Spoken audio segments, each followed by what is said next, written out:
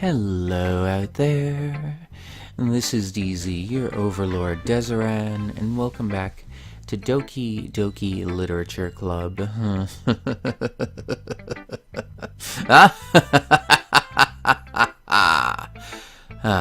Now, we've gotten through we've gotten through one poem, and it's been a little more odd, a little more serious, maybe just a little bit creepy. So let's just keep going and see what happens. Natsuki next. Natsuki reads my poem. She keeps glancing at me, then back at the poem. By now, she must have read it more than once. Aren't you supposed to be bad at this? Is that a compliment? No, I mean, you know. Natsuki struggles to find the words she wants. I just expected a lot less after what you showed me yesterday. That's all. Well, I guess I just got lucky with this one. Yeah, exactly. You just got lucky, you know? Don't get used to it. You won't always manage to write poems this cute. I mean, well written. No, I mean... so that's how it is. My poem is cute? No, why are you smiling? It's not like I like cute things. Natsuki shoves my poem back towards me. Reading it again, I decided that's not so great after all. It's too cute and Doki Doki. It would only impress, girls who like those kinds of things. For some reason, Natsuki is incredibly easy to see through. Well, anyway, you're gonna read mine now, right? Judging by your tastes, you'll probably like it a lot. You'll probably learn something too. Don't forget who the real pro is. Oh boy. Amy likes spiders. You know what I heard about Amy? Amy likes spiders. Icky, wriggly, hairy, ugly spiders. That's why I'm not friends with her. Amy has a cute singing voice. I heard her singing my favorite love song. Every time she sang the chorus, my heart would pound to the rhythm of the words. But she likes spiders. That's why I'm not friends with her. One time I hurt my leg really bad. Amy helped me up and took me to the nurse. I tried not to let her touch me. She likes spiders, so her hands are probably gross. That's why I'm not friends with her. Amy has a lot of friends. I always see her talking to people. She probably talks about spiders. What if her friends start to like spiders too? That's why I'm not friends with her. It doesn't matter if she has other hobbies. It doesn't matter if she keeps it private. It doesn't matter if it doesn't hurt anyone. It's gross. She's gross. The world is better off without spider lovers. And I'm gonna tell everyone.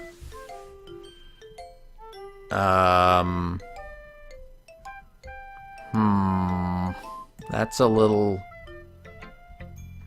not bad, right? It's quite a bit longer than yesterday's. Yesterday's was way too short. I was just warming up. I hope you didn't think that was the best I could do. No, of course not. Anyway, the message is pretty straightforward in this poem. I doubt I have to explain it. Sometimes you can explain complicated issues with much simpler analogies, and it helps people realize how stupid they're being. Like anyone would agree that the subject of this poem is an ignorant jerk.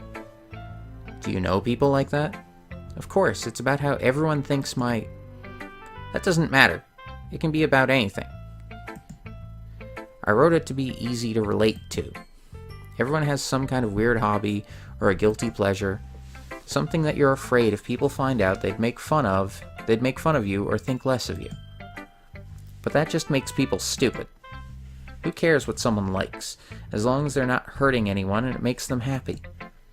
I think people really need to learn to respect others for liking weird things. Well, you're definitely right. At least I can relate to that.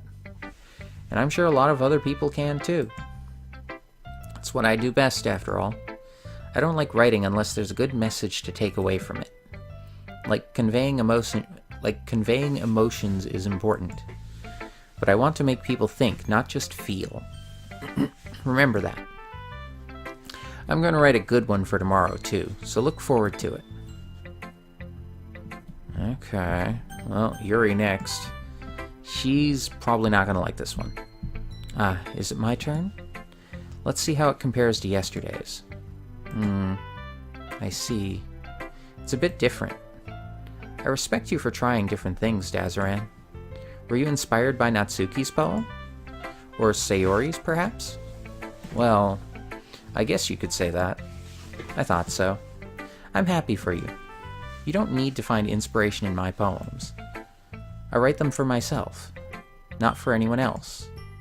So I don't really need people to like them or anything. Uh-oh. Yuri? Eh? I'm sorry for being blunt, but you're overthinking this a little.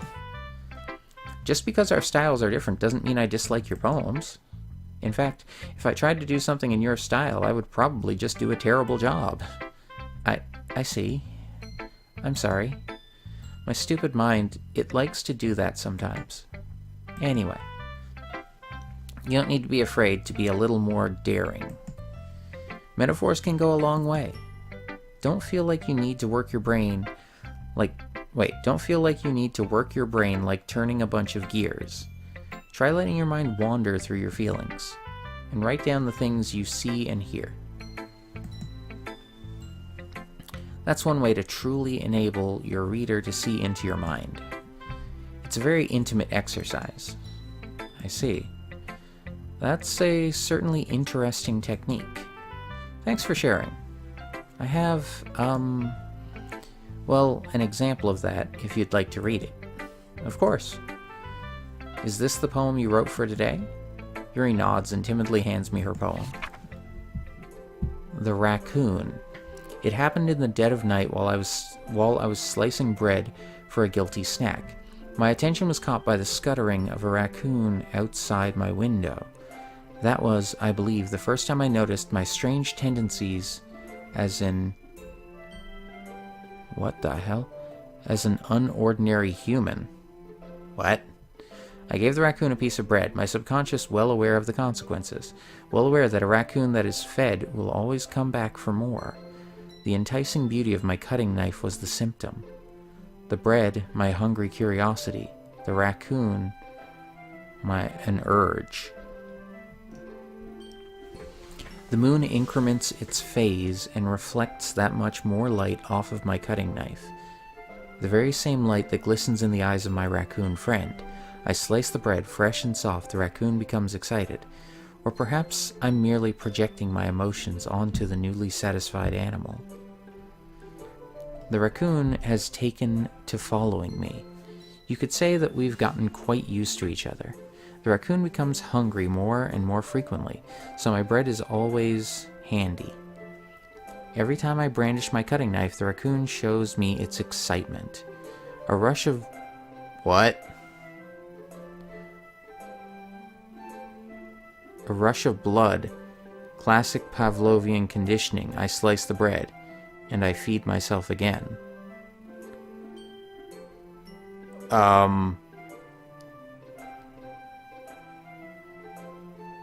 What?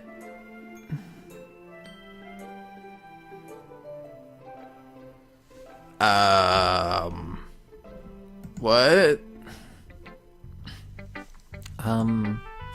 I was a little more daring with this one than yesterday's. I can see that. It's a lot more metaphorical. I don't know if it's my fault, but I can't begin to imagine what this poem is about. That's right. It's a bit closer to my preferred writing style. Using the poem as a canvas to express vivid imagery and conveying emotions through them. Yeah, if I take it at face value, then I can't even figure out what it's supposed to mean. Well, I think it's something that different people can relate to in their own way. I want to express the way it feels for me to indulge in my more unusual hobbies. It's those sorts of things I'm usually forced to keep to myself. So I sometimes enjoy writing about them. Huh, that's funny. Didn't Natsuki also write something about that? About someone being ridiculed for a strange interest? Eh? She did? Yeah. She was talking about how it doesn't matter what you're into as long as you're not hurting anybody. She's right. I mean, does she really feel that way? Yeah. Sounds like you two have that in common. That's interesting. To me, she seemed like the kind of person who would make fun of my hobbies. But I suppose that's my fault. That's my fault for judging, isn't it? Please don't tell her I said that. Don't worry, I have no reason to. Okay. Well, thank you for sharing it with me. After all, if I hadn't learned to embrace my own weirdness, I would probably hate myself. I might be ranting a little bit now, but I'm glad that you're a good listener.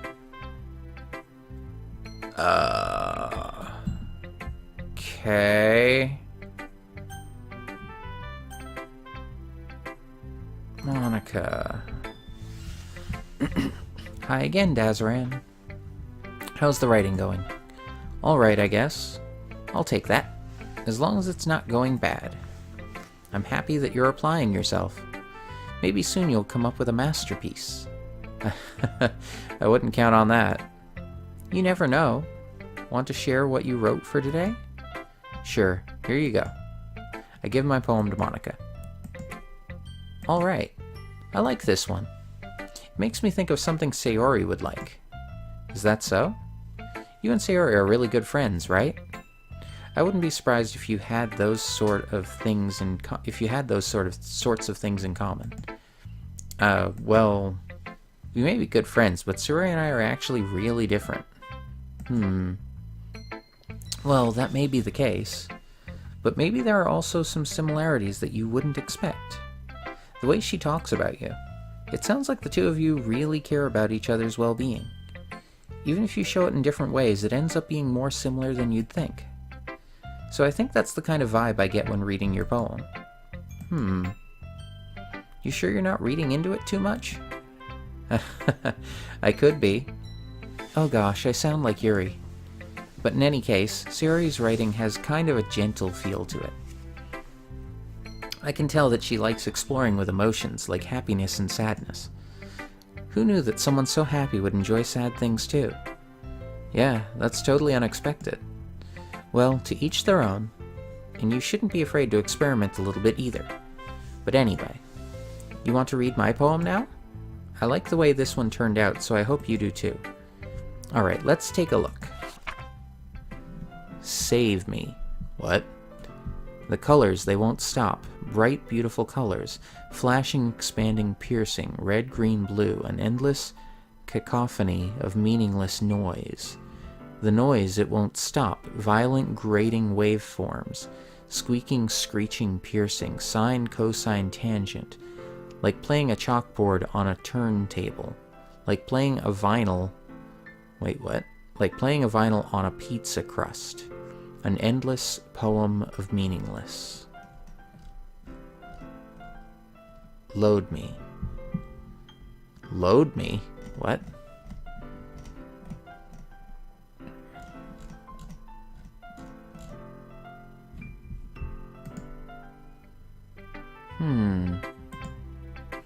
It's even more abstract than your last one, huh? I guess it's just the way I write. I'm sorry if you don't like it. No, I never said that. It's just a kind of thing I've never really seen before, I guess. I kind of like playing with my space on the paper. Choosing where and how to space your words can totally change the mood of the poem. It's almost like magic. The way I wrote the lines really short makes it feel like they're trying to speak over the noise. I see. It's still hard for me to tell what it's about, though. Sometimes asking what a poem is about isn't the right question. A poem can be as abstract as a physical expression of a feeling, or a conversation with the reader. So putting it that way, not every poem is about something. Anyway, here's Monica's writing tip of the day. Sometimes you'll find yourself facing a difficult decision. When that happens, don't forget to save your game. What? You never know when you might change your mind, or when something unexpected may happen.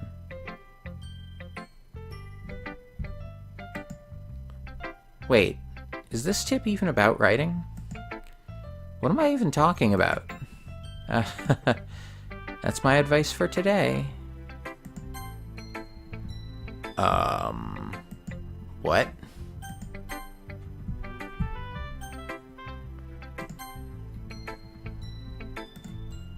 Thanks for listening. What the hell was that? Okay, everyone. We're all done reading each other's poems, right? I have something extra planned today, so if everyone could come sit at the front of the room. Is this about the festival? Well, sort of. Do we really have to do something for the festival? It's not like we can put together anything good in just a few days. We'll just end up embarrassing ourselves instead of getting any new members. That's a concern of mine as well. I don't really do well with last-minute preparations. Don't worry so much. We're going to keep it simple, okay? We won't need much more than a few decorations. Sayori has been working on posters, and I've designed some pamphlets we can give out during the event. Okay, that's great and all, but that doesn't tell us what we're actually going to be doing for the event. Sorry. I thought you heard about it already. We're going to be performing. Performing? But, Monica. Yeah, we're going to be having a poetry performance. Each of us are going to choose a poem to recite during the event. But the cool part is, we're also going to let anyone else come up and recite poems too. Sayori's putting it on all the posters Sayori's putting it on all the posters in case anyone wants to prepare ahead of time. Sayori, who's been coloring a poster, holds it up for us to see. Are you kidding me, Monica? You didn't already start putting those posters up, did you? Well, I did. Do you really think it's that bad of an idea? Well, no. It's not a bad idea. But I didn't sign up for this, you know? There's no way I'm going to be performing in front of a group of people like that. I agree with Natsuki. I could never, in my life, do something like that. Imagining it, Yuri shakes her head in fear. Guys? No, Sayori. I understand where they're coming from. Remember that Natsuki and Yuri have never shared their poems with anyone until just a couple days ago. It's a lot to ask for them to recite their poems out loud to a whole room full of people. I guess I kind of overlooked that. So, I'm sorry. But, I still think we should give it our best. We're the only ones responsible for the fate of this club. If we start the event and each put on a good performance, then it will inspire others to do the same. And the more people who perform, the better we'll be able to show everyone what literature is all about. Yeah, it's about expressing your feelings, being intimate with yourself, finding new horizons, and having fun. That's right. And it's those reasons that we're all in this club today. Don't you want to share that with others? To inspire them to find the same feelings that brought you here in the first place? I know you do. I know we all do. And if all it takes is standing in front of the room for 2 minutes and reciting a poem, then I know you can do it. Natsuki and Yuri remain silent. Sayori looks worried. I guess that leaves me no choice. I agree. I don't think it's too much to ask. I think that Sayori and Monica have been trying really hard to get new members. The least we can do is help them out a little bit. Well, maybe, but it looks like Natsuki doesn't have any arguments left. Okay, fine. I guess I'll just have to get it over with. All right. Whew. Thanks, Natsuki. What about you, Yuri? Yuri dejectedly glances around at everyone else's expectant faces. I guess I don't really have a choice. That's everyone. You're the best, Yuri. This club is seriously going to be the death of me. Oh gosh. You'll be fine, Yuri. But anyway, let's move on to the main event. I want each of you to choose a poem of yours. We're going to practice reciting them in front of each other. No way! Monica, this is too sudden. Well, if you can't recite your poem in front of the club, how do you expect to do it in front of strangers? Oh no. Don't worry. I'll start off to help everyone feel a little more comfortable. Can I go next? Oh, shit. Whoops. I accidentally right-clicked. Of course. Now, let's see. Monica flips through her notebook to the specific poem she has in mind for herself. She then stands behind the podium. The title of this poem is The Way They Fly. Ahem. Monica begins reciting her poem. Her clear, confident voice fills the room. More than that, her inflection is pristine. She knows exactly how to apply emotion behind each line she recites, bringing the words to life. Is this something she's done before, or is she simply a natural? I glance around me. Everyone has their eyes on Monica. Sayori looks amazed. Yuri has an intense expression on her face that I don't understand. Finally, Monica finishes the recitation. Recitation. The four of us applaud. Monica takes a breath and smiles. That was so good, Monica. Thank you very much. I was just hoping to set a good example. Are you ready to go next, Sayori? I'll go next. What? Yuri's fired up all of a sudden. Yuri clutches a sheet of paper between her hands and stands up. Keeping her head down, she walks quickly over to the podium. This poem is called... Yuri anxiously glances at each of us. You can do it. You can do it, Yuri. It's called After Image of a Crimson Eye. Yuri's voice shakes as she starts reading the poem. Just a moment ago, she practically refused to do this. Why is she suddenly putting in so much effort? As Yuri gets past the first couple of lines, her voice changes. It's almost like what happens when Yuri gets absorbed into her books. Her quivering words transform into the sharp syllables of a fierce and confident woman. The poem is full of twists and turns in its structure that she enunciates with perfect timing. This must be a rare glimpse into the whirling fire Yuri keeps concealed inside her head. Suddenly, she's finished. Everyone is stunned. Yuri snaps back into reality and glances around her as if she bewildered even herself. It's up to me to save this situation. I'm the first to start applauding. Everyone joins me afterward, and we give Yuri the recognition she deserves. It's not that we didn't want to applaud for her, but we were caught so off guard that we must have forgotten. As we applaud... God! Stop right-clicking. Yuri holds the poem to her chest and rushes back into her seat. Yuri, that was really good. Thank you for sharing. Looks like Yuri is down for the count. Okay, I guess I'm next then. Yuri hops out of her chair and cheerfully walks to the podium. This one's called My Meadow.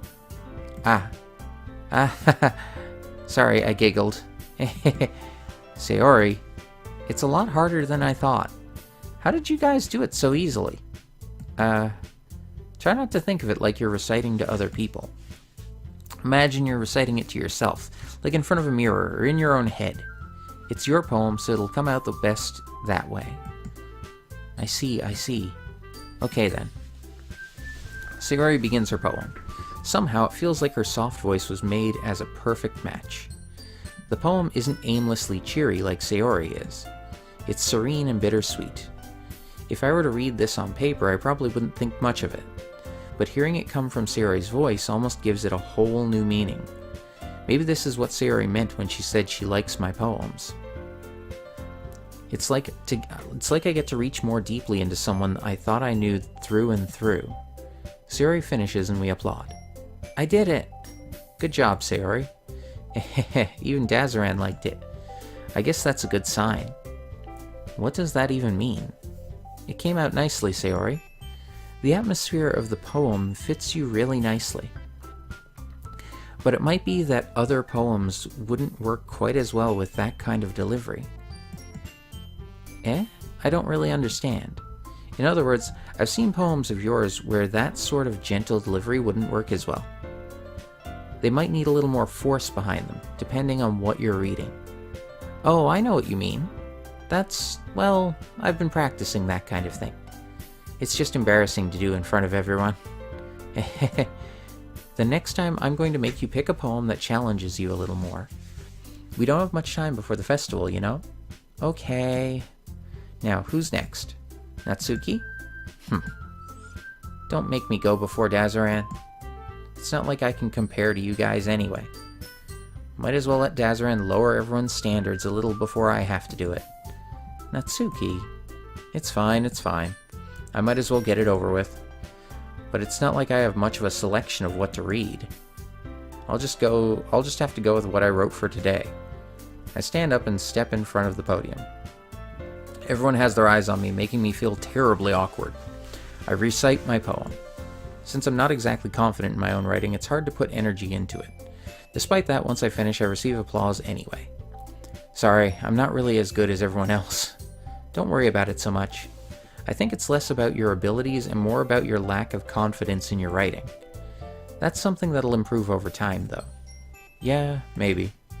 Alright then. That just leaves you, Natsuki. Yeah, I'm going. Natsuki begrudgingly gets out of her seat and makes her way to the podium. The poem is called... Why are you all looking at me? Because you're presenting? Anyway, the poem is called Jump. Natsuki takes a breath. Once she starts reciting the poem, her sour attitude disappears a little. While she's still a little unenthused, her poem has a rhythm and rhyme to it. It's Natsuki's trademark style, and it works surprisingly well when spoken aloud. The words feel like they bounce up and down as if giving life to the poem. Natsuki finishes and everyone applauds. She huffs back to her seat. That wasn't so bad, was it? Easy for you to say. You'd better not make me do that again. Oh well. Do you at least feel prepared enough to recite a poem in front of other people? I mean, doing it in front of other people will be way easier. I can put on whatever face I want for other people. But when it's just my friends, it's just embarrassing. That's a surprise, Natsuki. I think it would be the other way around for me. Well, that's just how it is, so... Well, I guess in that case, you won't have much to worry about for the festival. That said, I want to thank everyone for coming through. It might be hard, but I hope that you all have an idea of what it's like now. Make sure you pick a poem and get enough practice before the festival, okay? I'll be making pamphlets, so let me know ahead of time what you'll be reciting. Jeez. I should probably find some other poem to recite instead. That's fine too. It doesn't have to be your own. I'm already pleasantly surprised that you're putting in all this effort for the club. It makes me really happy. Yeah, no problem. Okay, everyone. I think that's about it for today. I know the festival is coming up, but let's try to write poems for tomorrow as well. It's been working out really nicely so far, so I'd like to continue that. As for the festival, we'll finish planning tomorrow and then we'll have the weekend to prepare. Monday's the big day. I can't wait. I can do this. I can do this. Alright. I stand up. There's no way I'll be able to find the same enthusiasm as Sayori and Monica, but I'll do my best to get through it. If it's for the sake of the club, and impressing Monica, then I'll have to do my best. Ready to go, Sayori? Yep. Look at you two, always going home together like that. It's kind of adorable, isn't it? Jeez, guys. Don't make such a big deal out of it. Must be a little nice, though. Well, how am I supposed to respond to that? It's okay, Dazaran. You don't have to say it. Whatever. Let's go already. I walk home with Sayori once more. Even though it's only been a few days, a lot of things have already changed. But today, Sayori is being a little quieter than usual on the way home. Hey, Sayori. Sorry, I was spacing out. No wonder. I was thinking about something from earlier. I like how we get to... I mean... Sayori fumbles with her words. So, let's just say that one day, Yuri asked to walk home with you. Huh? What would you do? What kind of question is that? You're kind of putting me on the spot here. Well... oh god. I'm going to save here and call it the episode there. Let's just save over that one, because this is a choice. Oh boy. Alright. So, if you enjoyed this video, please leave a like, a comment, subscribe if you want to see more, and share it with anyone else you think might enjoy it. If you want to suggest a game, leave it in the comments below, and check out links in the description for Doki Doki Literature Club on Steam. It is free to play. And for Kate Strife, a lovely individual, good friend of mine. She's an amazing artist. She is the one who suggested I play this game. So thank you, Kate. There's going to be a link there for her. Multiple things, Twitch, art, etc. Just go check her out. You will not regret it. And, well, in the next part, I'll make this choice and live with it. Until then, though, this is DZ, your Overlord Dezeran. You all have a great day, and I'll see ya.